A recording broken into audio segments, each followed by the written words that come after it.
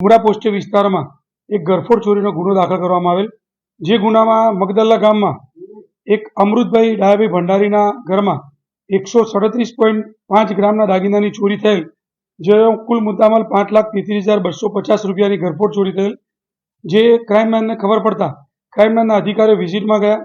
Visit દરમિયાન એવી ખાનગી બાતમી મળી કે આ ઘરફોડ ચોરી એમના અમૃતભાઈ ડાયાભાઈના સગા સાળા જયકુમાર ભંડારીનાઓ જે સુમનદીપ આવાસમાં રહે છે એમને જ કરેલાની જણાઈ આવતા એમને અહીંયા લાવી ક્રાઇમમેનની ઓફિસમાં લાવી સઘન પૂછપરછ કરતા એમને ચોરીનો ગુનો કબૂલ કરેલ છે.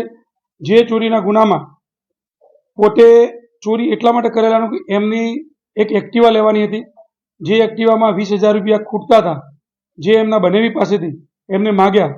એમના બનેવીએ આ રૂપિયા ન આપતા એમને ખૂબ ખોટું લાગી આવતા અને એ પોતે સાંઈબાબાનું મંદિર છે એમાં પૂજારી તરીકે એમના બનેવી ત્યાં ટ્રસ્ટી પણ છે અને પૂજારી પણ છે. અને આ જે જયભાઈ છે એ પણ ત્યાં 5,000 રૂપિયામાં એમના બનેવી એમને નોકરી લગાવેલા છે, પરંતુ આ 20,000 રૂપિયા ન આપવાના કારણે એમને ખોટું લાગતા એમને આ ગુનાને અંજામ આપ્યો. અહીંયા લાવીને એમને પૂછપરછ કરતા મુદ્દામાલ બાબતમાં પૂછતા એમને મુદ્દામાલ એમના સુવંદીસ આવાસમાં બેડરૂમમાં જે અભરાઈ છે અભરાઈના ખૂણામાં કાણું પાડી અને ત્યાં મુદ્દામાલ સંતાડી ઉપર સિમેન્ટથી બંધ કરી દીધેલું હતું. જે ક્રાઇમની ટીમ પહોંચતા એમને જાતે આ મુદ્દામાલ બતાવી અને મુદ્દામાલ રિકવર કરેલ છે.